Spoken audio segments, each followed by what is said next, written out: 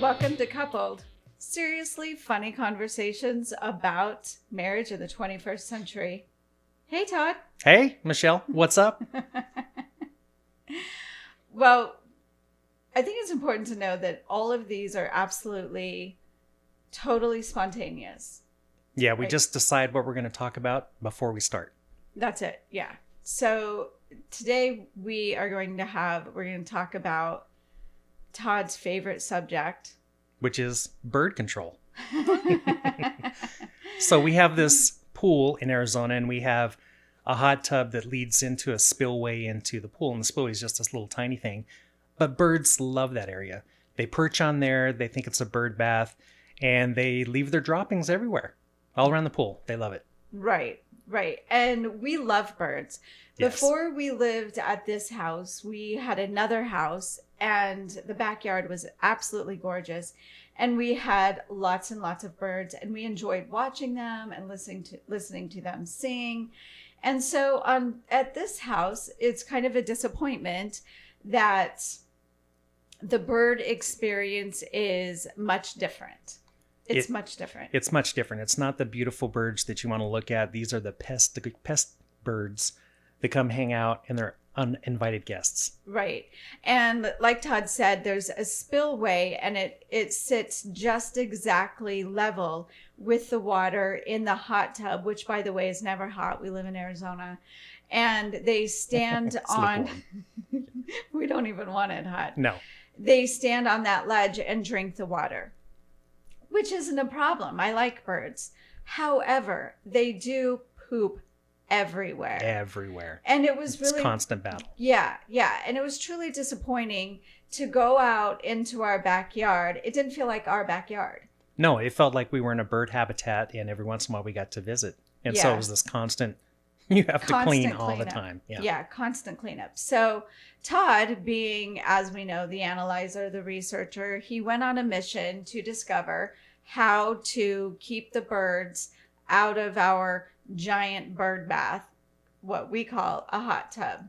So what was that journey like? I think the first thing we did is I started researching, and I found a lot of information, but I didn't find anything that was foolproof. So I started looking at ratings, of course, and I found some items that were rated about 3.5 stars, and I go, we'll start with that. So the first thing is a product called Bird Be Gone, and it was a metallic flickering ribbon. And the theory is the sunlight flicks off of the ribbon, and the birds don't like it, so they don't hang around. So I went and got this. Of course, it was not easy to find. I looked online, and it was really difficult, but I finally found it at my local Lowe's, which is quite funny because it was right here the whole time. So I get this ribbon, and I go buy stakes, and I start planning out how I'm going to place these around the yard so the whole pool area is covered, and put it out there, and it works mostly, but there's some drawbacks. One is when the sun is not out, of course, it doesn't work. It doesn't work because it's reflective tape. That's right. And the other thing is as soon as it gets a little dull, which we live in a dusty desert, then it also stops flickering as well, and the birds figure it out, and so they're right back in there. So the reflective tape didn't work. And even before the reflective tape, I put flowers out there on the places where little pots of flowers where the birds would stand and access that spillway. Yeah. And that's where Todd put a couple of the stakes for, but we live in Arizona. That's my, I'm claiming that we live in Arizona, and everything, all of our greenery, everything that gets watered is on a drip system. It's automatic. It's on a drip system. When I added 2 potted plants, they were not on the drip system. So they required me to remember to water them. Now, also, let's not forget, we had 2 separate sets of plants because the first ones didn't make it through the non-watering manual schedule. Well, that's right. Exactly. Yeah. We've gone through actually 3 sets of flowered pots that have slowly died under my watch. Yeah. And so that didn't work. I mean, I'm old enough to know that's why we do not have a single living plant in the house. All the greenery is silk. Or painted. or painted in a picture. Yeah. or painted in a picture. That's right. So the plants along the pool didn't work. The flickering tape didn't work. So now we've got at least a couple $100 into this bird control, at least. Oh, that's right. And then it continued on because I started looking again. I go, there's got to be a solution. So I started looking at other products, and I found this big spidery metallic thing that would blow in the wind. The same theory that it would scare the birds because they wouldn't like the movement. But then I saw people say, oh, my birds are roosting in it. It doesn't quite work. So before we spent the money on that, I was like, okay, let's nix that idea. Okay, what about the owl, honey? Oh, yeah, we forgot about the owl. That was actually the first thing we got before. That's what I thought. So I bought this owl that has a sensor on the top of its head. So the sun charges the batteries, and you set this owl out. And what would happen is it would get a charge, and then the owl's head moves. So it looks like a real owl. It's hand painted. The eyes are. And that worked wonderfully. I mean, you could see that the birds just weren't around until they figured out it was a fake owl. And the reason they figured out it was a fake owl is because we had a dust storm and the owl went for a swim. It flew a couple of times, right? More than once. The owl no longer works. The wind came up and we found it in the pool a couple of times. We found it decapitated. And what I think is funny is these the birds did that. Decoy owls. Yeah. The birds came in and pushed them in. These decoy owls worked wonders for me years ago when I first moved to Arizona. I like I said, I love birds. I love watching for birds. We have owls in our neighborhood. And I love owls. But when I first moved to Arizona and I lived in a very nice subdivision. I guess that's what. Yeah, do we still subdivision. call them subdivision? And Well, I we do kept now. driving We're by bringing this them. house, taking the kids to school in my minivan, and this house always had an owl on it. And I love stopping, and I would look at that owl. It's just like amazing. I got to see this owl all the time. It took me. Oh, that was the weeks. first time that happened? It took me weeks to figure out that owl was a decoy on someone's house to keep the pigeons out. Yeah. Right? Yeah. And so the owl worked on me, but it does not work on pigeons. That's right. They slowly figured out, they're like, wait a minute, that owl is not moving. I haven't seen it eat in weeks. Right. So we're really struggling with this because our backyard is not our backyard. We have a lovely pool. We like to spend a lot of time on the patio. And finally, Todd comes up with a solution. Yeah, so I'm reading the local news and I see that there's an adoption going on. Not any adoption. It was for cats. And I go, hey, this is a great idea. We get a cat. It'll keep the birds out of the backyard. This is a fantastic solution. Right. So this is out of the blue. This is Out of the blue because I was raised where we don't like cats. My family was anti-cat. We always had dogs. And I was brainwashed into thinking cats were this terrible species that you don't want. I knew nothing about it. That's just what I knew from growing up. Yeah. And we have one dog. And I love cats. But I don't necessarily need one. I don't love the cat box piece of it. But one day on a busy Saturday. Yeah, it was very busy. It was a very busy Saturday. Todd says, let's go get a cat. I want a cat. I'm like, well, okay. All right. You want a cat? We can get a cat. He's like, it'll help with the birds. It'll take care of the birds. I'm like, okay, well, I have a call in a half an hour. We can go after the call. And he's like, what'd you say? I said, no, we got to go now because if we don't go now, all the best cats are going to be gone. All the good cats are going to be gone. I'm like, seriously? All right. Well, luckily the PetSmart that we went to is very close to our home. And I said, okay, well, let's go pick out a cat. But I have to be back in 30 minutes. Right? So we were on a mission. So we were on a mission and we go fast. We drive down to PetSmart. And my experience is we walk in. I want a black cat. I love black cats. I've had 2 other black cats in my life. We walk into PetSmart. There's a whole kennel with like 5 black cats, right? Mm-hmm. That's right. Yeah. 4 of them laying down sleeping. 1 standing up on his hind legs, paws in the cage. Meowing, right? Right. And I'm like, okay, well, let's try that one. Well, and not only that, for me, what worked for me is the adoptive humans that were taking care of these kittens before they were adopted out was into rock and roll music, and so all the cats had cool names like Bon Jovi, and well, that's what our cat's name, and other rock and roll names, Prince, another one. So it was like, oh, cool cats. Right. So it was perfect for Todd. I mean, Yeah. we're following the signs, right? Like Todd's saying, we need a cat now. And so we had to go now, and there's the one cat standing up. His name is Bon Jovi. I'm like, well, that's perfect for Todd. This is a sign. Todd's a musician. And so I'm like, okay, let's try this cat out. And so we take the cat and we go back to the room to kind of get to know him, and he's purring instantly. Yeah, right. instantly. He's purring instantly, but he's not a cuddly cat. No, he's trying to get everywhere and have fun, but we're going, oh, okay, it's a cat. He's a little kitten. Cool. Yeah. And so I'm in a hurry. I have a call, 10 minutes, right? All right. Yeah. So it was like, this is the cat we want. So you have to fill out all this paperwork to adopt the cat so they know you're a good, and I appreciate that. Totally freaking appreciate that. Yeah, and there's even a little background check that they did. So they did some checking on us before we could even leave with the cat. Yeah. So we had to fill out that paperwork. They had to do the background check. So we went home without Bon Jovi, Mm-hmm. and we had to go back.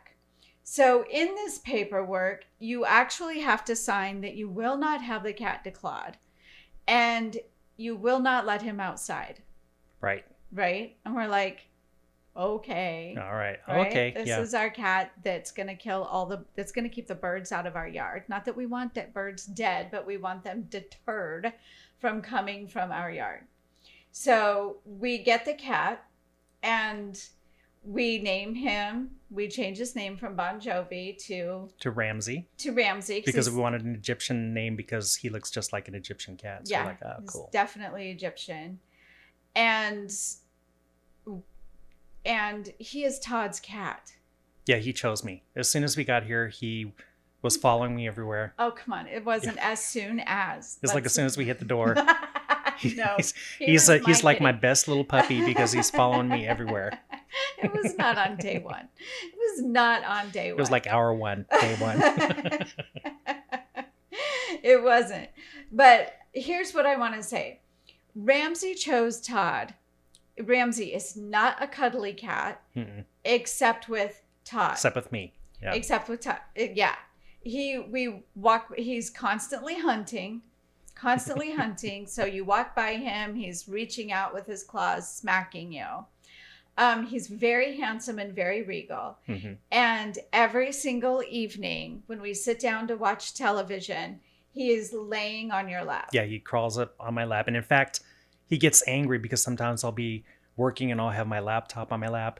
And he gets angry. He actually gets between me and the laptop and kind of makes his room. And it's like, this is my spot. So I'm sitting here working with my laptop up to the left, angled in a weird angle so that Ramsey could be on my lap. Well, yeah, and he sits on the table next to you and stares you down. Yeah, that's right. He sits there and stares at him. And he knows that after we eat, when we're at the kitchen table, after we eat, Todd feeds him. So he sits at the open chair at the table. He knows not to get on the table. Yeah. But he sits at the chair with his little head above the table. So he's definitely Todd's baby. Oh, and it's ridiculous. How he looks up at Todd. It's like a lover. It's no kidding. He's always staring at me. He's staring watching. at Todd constantly, just like gazing at him, laying on your lap, looking up at your face, gazing. Well, I think at first he thought I was the leader of the cats because when we first got Ramsey, I had a full, big, bushy beard. And I think he just thought I was the leader cat. Now he just loves me. It doesn't matter. It's not the beard My anymore. beard's gone, so that's not what it was. So please, let's talk about how effective Ramsey has been at our bird control. Well, what happens is this little cat comes in and he loves me, and I'm going, oh my God, having a cat is the best thing ever. This is like the best dog I ever had was this cat. And so I start thinking about the rules, and I'm going, we really can't let this cat outside because we have said owls. we have we have owls in the neighborhood. Backstory, but so I'm going, we really can't let this cat outside. And the more I love the cat, the more I'm going, what if he gets away? What if he goes and doesn't come back? So we can't let him outside. No, we can't. So the whole purpose for getting this cat is nil. It's Nil. destroyed. It's destroyed. So we have a cat for bird control, and he can't get through the glass. He can only look at the birds through the glass. Yeah, through the windows. Through the windows. So that's how we got Ramsey. Mm-hmm. And Ramsey is loved by all. He's like that. Honestly, he's like the boy that won't give you any attention, and you just crave his Everybody freaking wants attention. it, yeah. Everybody wants his attention. He's like, except with Todd. So what are we doing about the birds, honey?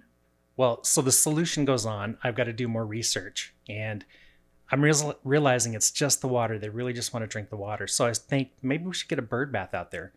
And then I thought logically, I was going, well, that's not going to work. That's going to attract more birds. And then we're going to have 2 bird baths, the pool and the bird baths. That's not going to work. So talk about the ugly shit we have out there on the pool to keep the birds out. Well, I finally found a solution. So I thought if I could just block access to the little ledge, the spillway, our problem solved. So I think if I get a nice flagstone and get it the right size, it'll work. Well, the gap is just too big. It's like 36 inches by 24. And I started looking around. There's no flagstone pieces that big. So I'm thinking, well, is this really going to work? I don't want to buy something else that's not going to work, like the ribbon, Okay, honey. So anyway, I'm getting to the point. So I go to the store and I'm going, let's just get a piece of plywood to put across this and see if it works. So I get this small piece of plywood that just overcovers the slab, and it is working great. So we have this beautiful piece of plywood that sits out there in the pool spillway. It is freaking ugly, and it works. And it's not a small piece of plywood. Come on, it's 2.5 by 4 feet. Yeah, something like that. Yeah. So I can pick it up and move it, and we can pick it up and move it. So when we're not using the pool, it's there. But we've got this ugly ass bowed piece of plywood going over, but it keeps the birds away. We won. We solved it. Solved the problem. Woohoo! We won. It's ugly, but it's not bird crap. So there's another dilemma here, and I want to add something that you will find that two things. We're celebrating 2 things today. One, Justin, our son, is turning 18 today. Woohoo! Celebrating the last that. one. Celebrating that. He's the last. He's my youngest. I never thought I would really have empty nest syndrome, and I don't. He's still at home. Yeah, he's still here. But I kind of think I might get some empty nest syndrome. Mm-hmm. And but that has come. There's a solution to this problem before we actually get into the problem. And it was revealed to us last weekend when we went out and had a cold beer and split a cheeseburger. Can we call it a suggestion instead of a solution? It was a sign. It was a sign. It was like Ramsey's name being Bon Jovi. We have to talk about this sign. Now, well, I'm pretty sure this will help with the bird control too. Obviously it will. Just as effective as Ramsey, I'm sure. Yeah. So I am feeling that sense of loss, and this is incredible. Now it all makes sense. It's all making sense. But last weekend, we were sitting out on the patio, and this man walks in with a little tiny toy poodle with a little ponytail on its head. It was not a toy poodle. Okay. It was a toy poodle. It might have been a poodle mix. Yeah. This tiny little thing wasn't a puppy. And it was like, oh my God. It was freaking adorable. cute. Yeah. Adorable. And just loved him so much. Sat on his lap the whole time. Tiny little puppy. And I go, oh my gosh, I just couldn't stop looking at how adorable that was. Now, years ago, before my 18-year-old son was born, or even considered him, I was not planning on having a baby. And I was feeling, and this goes into a whole deeper story, and it's not a funny story. It ends up with a happy ending. But every July and August, I would get this sense of loss, and I didn't know what it was. And so finally in 2000 or 2001, something like that, I'm like, I want a puppy. And I found this I bought this little puppy that was a little toy peekapoo, and we named her Puppet. And my husband at the time, Number one? number 4. Oh, number honey. 4. Okay. And the last one before you. And he didn't want a puppy. And I was like, I really feel like it's a puppy or a baby. Which do you prefer? I was having that maternal piece. And so we got Puppet. And 2 years later, we got Justin, who just turned 18. But I had Puppet for 15 years, and Puppet was my baby. She was absolutely my baby. I have not recovered from her loss. I have not bonded with a dog like that ever. And then to see that little toy poodle, I was like, oh. And we're driving home, and Todd goes, no, honey, we're going to travel. And I said, that little dog just goes in a bag. That little dog goes anywhere, right? And what did you say? Something about a name. I said, well, what would you name it? Yeah. What would you even name a little dog like that? And I was like, Raisin. And I go, oh man, that is a great name. That is a great name. That is a great name, right? And so I keep thinking about Raisin. In a few days, and it's only fair, Todd has Ramsey. Well, Todd here's the has deal. Ramsey. Ramsey does not even love me a little bit.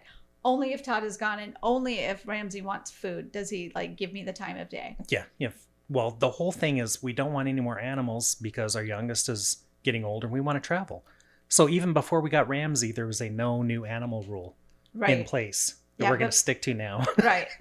Before we got Ramsey, there was a no new animal rule in place.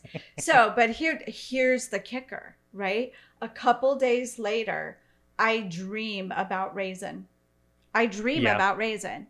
And in the dream, it's revealed that is Puppet coming back to me.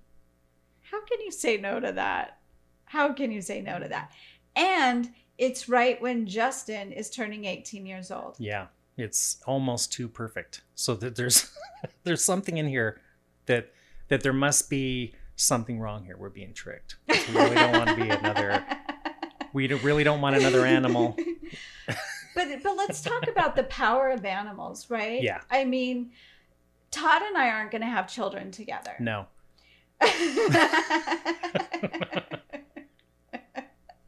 And there's a certain bonding that happens with a couple when you love someone, when you love something together, when you can pour your love into that being, and it's Justin now, and we can love each other's kids. But when you get a pet, and I thought Ramsey would be that, that we were all hoping, yeah, we could pour our love into Ramsey. But well, I really appreciate being loved unconditionally by my pet, and I just don't feel that from Ramsey. One of the ideas of getting Ramsey was cats are supposed to be kind of isolationists and independent, and they do what they want. And I'm going, this is great, but this cat is on my lap all the time or sitting next to me. When I'm working during the day, I have 2 chairs in my work area. I'm on one chair and Ramsey's sleeping on the other one. I'm sitting in Ramsey's chair. He's letting me use it today. Yeah. So anyways, having an animal that you love is it's just another form of love, and it's a great thing to have. And in fact, the way you treat animals is usually how you treat people. So that's really a great sign of how people are. So that's what makes it hard, because it's too easy to say yes. So you have to draw a line in the sand and say no more. Right after Raisin. Right after we find Raisin, that's it. So, send us if you're for Raisin, give us a thumbs up on our YouTube channel. Let us know if you vote for Raisin or against Raisin, because we can do all the traveling. Raisin will fit in my bag. Raisin can go, she can go anywhere. And I'm open. I'm not sure how Raisin is going to find us, because I'm not searching out, I'm not clear on how healthy and how good breeders are. I think it needs to be, maybe somebody loses their little dog and she finds us. I think there's an organic way she may come to us, and I'm not sticking to those words. I'm just saying that's a possibility. Mm-hmm. But I was going to say there's a big problem with this, and that is Ramsey may fit into a bag, but I'm sorry, Raisin may fit into a bag, but Ramsey hates to travel. Yeah. So. Right. So Ramsey will probably get to stay with our daughter and grandchildren while we travel. So that was already a problem, right? That's right. And as well as our other dog, Duchess, as well. So Duchess is getting older. So yeah, she'll stay with family. We have a good dog sitter that absolutely loves Duchess. But right now, half of our fun that Todd and I have is speaking for our animals. We're always verbalizing what we're saying the animals are thinking. And we have so much fun doing that because they're always beating us up, talking about how rude we are, how bad we are at taking care of them. And so I can just imagine the conversations we can create Raisin and Ramsey together, because Ramsey will always be much larger than Raisin.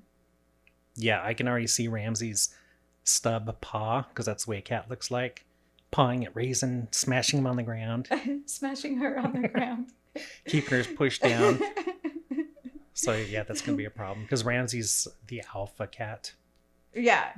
So I'll probably have to get one of those little baby carriers that I had for Justin. Just put Raisin in it. Yeah. Maybe she'll be a little Raisinette. Oh, that could be. Yeah. Raisinette. Yeah, that's the cute. name of the carrier, the Raisinette. The Raisinette.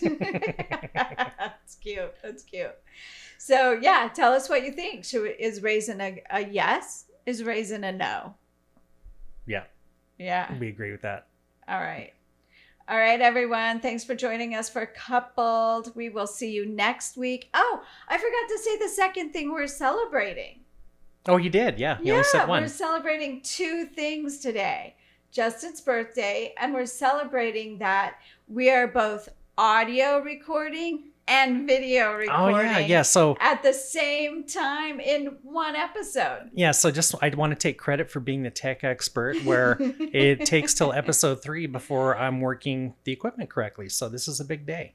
Woohoo! Good job, baby. Episode 1, we had the video recording, but the microphones were not recording. So episode 2, we decided to flip that around. We had the microphones going and no video. No video. Episode 2. Today, we've got both going. Only 3 episodes. That's right. 3. Way to go. 3 to go. Awesome. All right. We'll see you next week. Be sure to smash the like button. That's right. On the YouTube. On the YouTube. Or subscribe to the podcast. Subscribe to our podcast, because we have a lot of funny stories coming up about being coupled and the challenges of it, and the fun too. We have a lot of fun, don't we, hon? A lot. All right. Yeah. All right, Bye for everybody. now. Take care.